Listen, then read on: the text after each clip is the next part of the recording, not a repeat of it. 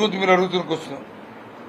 ఉపరాష్ట్రపతి, రాష్ట్రపతి, లోక్సభ స్పీకరు, అలాగే ఉపరాష్ట్రపతి అంటే సైమల్టేనియస్ గా రాజ్యసభ అధ్యక్షులు,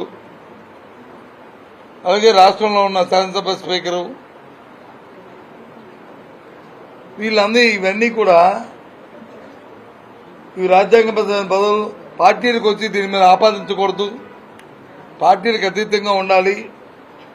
నెంబర్ గేమ్, నెంబర్ ఎక్కువ ఉన్నప్పుడు ఊరికనే పోటీ పెట్టి తెలిసి కూడా ఆ పదవుకున్న ఇంపార్షియల్ గా ఉండాలనే దానికి మర్చి తాగకూడదనే ఉద్దేశం మరి వైసీపీ పార్టీ పుట్టిన దగ్గర నుంచి జగన్మోహన్ రెడ్డి గారు తీసుకున్న నిర్ణయం. ఇది ఇవాళ తీసుకున్న నిర్ణయం కాదు. ఆ నేపథ్యంలోనే ఆ రోజు నేను పిసిసి అధ్యక్షుడు ఉన్నప్పుడు అప్పుడు జగన్మోహన్ రెడ్డి గారు వచ్చి వైసీపీ పార్టీ పెట్టారు. పెట్టి మేము ప్రణబ్ ముఖర్జీని వచ్చి కాంగ్రెస్ పార్టీ ప్రతిపాదిస్తే దానికి ఆయన సపోర్ట్ చేశారు. అప్పుడు లేదు మేము కాదని వ్యతిరేకం అప్పుడు కాంగ్రెస్ పార్టీకి వ్యతిరేకమే కదా జగన్మోహన్ రెడ్డి గారు. పార్టీ ఉద్యమించడం ఉద్దేశం అంతే కదా. కానీ ఓ నిర్ణయం. ఆ తర్వాత 14లో ఆంధ్రప్రదేశ్ ఏర్పాటైన తర్వాత ఇక్కడ శాసనసభ స్పీకర్గా శివప్రసాద్ గారిని పెట్టారు. అప్పుడు 54 మంది ఎమ్మెల్యేలు కదా ఉన్నప్పుడు వైసీపీకి 60 ఉన్నారు. ఉన్నప్పటికీ నెంబర్ గేమ్లో ఎక్కువ ఉన్నాయి. వీళ్ళు ఓడిపోతారు. అయినప్పటికీ పోటీ పెట్టాలనే తలంపు కాదు. ఆ పదవికి గౌరవమైన ఉద్దేశంతో ఏకగ్రీవంగా తీశారు.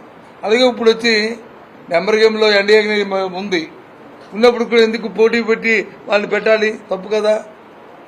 ఆ పదవిని మనం ఓ పార్టీకి చేయడం కాదనేది ఆ రోజు ఏ స్టాండ్ ఉందో అదే స్టాండ్ని ఇవాళ కూడా జగన్మోహన్ రెడ్డి గారు దాన్ని కంటిన్యూ చేస్తారు. ఒకరి విజ్ఞప్తి చేస్తే ఎలాగొద్దు బస్సు. పార్టీ విధానం, వ్యక్తుల విధానం కాదు ఇది. ఇక్కడ ఇది దేశానికి సంబంధించిన అంశం. దేశానికి సంబంధించిన అంశం, ఒక పార్టీకి ఒక విధానానికి సంబంధించిన అంశం. ఆయన తెలుగు రాష్ట్రం, ఆయన వచ్చి సౌత్ ఇండియా అలా పెట్టుకుంటే అది కాదు కదా. ఇక్కడ ఉత్తర భారతదేశం, దక్షిణ భారతదేశం కాదు కదా. అది విధానం, అది పార్టీ విధానం. ఇంకా ఏంటి మెడికల్ పెన్షన్స్ ఏదైతే 15,000 రూపాయలు ఇచ్చే పెన్షన్స్ ఉన్నాయో వాటిని 6,000 ఉన్నదాన్ని జనరల్ పెన్షన్ పెట్టే ప్రయత్నం చేస్తే దానికి నోటీసులు కూడా ఇచ్చేసి 1,000 మంది తొలగించి ఎలా అదే చెప్తున్నాం కదా. అప్పుడు ఇంకా తొలగించి నన్ను వచ్చి మళ్ళీ అబ్జెక్షన్ పెట్టుకోమని చెప్పని ఒక కాగితం ఇస్తే, అందుకే దాని మీద నేను అది మెన్షన్ చేయలే. అది మెన్షన్ చేయడానికి కారణం ఏంటంటే ఇప్పుడు నేను చెప్పిన దాంట్లో జరిగిన అవకతవకని చూద్దాం. ప్రభుత్వం వచ్చి ప్రజల తాలూకు ఆవేదనని, వాస్తవాన్ని తెలుసుకుని మరి సవరించుకుంటుందో లేదో చూసి దాన్ని మాట్లాడదామని ఆగాను ఈ పెన్షన్. కానీ ఇప్పుడు వచ్చి 14 నెలలు అయింది, ఒక కొత్త పెన్షన్ లేదు. అప్పుడు మా ప్రభుత్వం ఉన్నప్పుడైతే జూలైలోనూ జనవరిలోనూ ఇచ్చేవాళ్ళం 6 నెలలకి. ప్రతి 6 నెలలకి ఎవరైతే 60 మంది ఉన్నారో అందరికి ఇచ్చాం.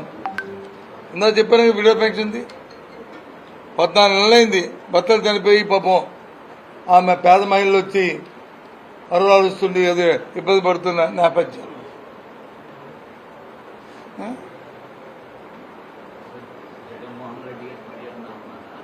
జగన్మోహన్ రెడ్డి పర్యటన వచ్చి మొన్న వినాయక చవితి ముందు పెడదాం అనుకున్నాం. మళ్ళీ వినాయక చవితి ఉంది కదా 27వ తారీఖుని మళ్ళీ కాబట్టి అయిన తర్వాత డేట్ మళ్ళీ చెప్తాం.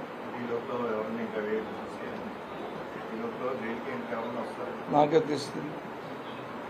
జగన్మోహన్ రెడ్డి పక్కన చెప్తాను. 27 వినాయక చవితి అయిపోయిన తర్వాత ఆ విషయం మళ్ళీ నేను వస్తాను. మళ్ళీ వచ్చి మళ్ళీ మీకు చెప్తాను.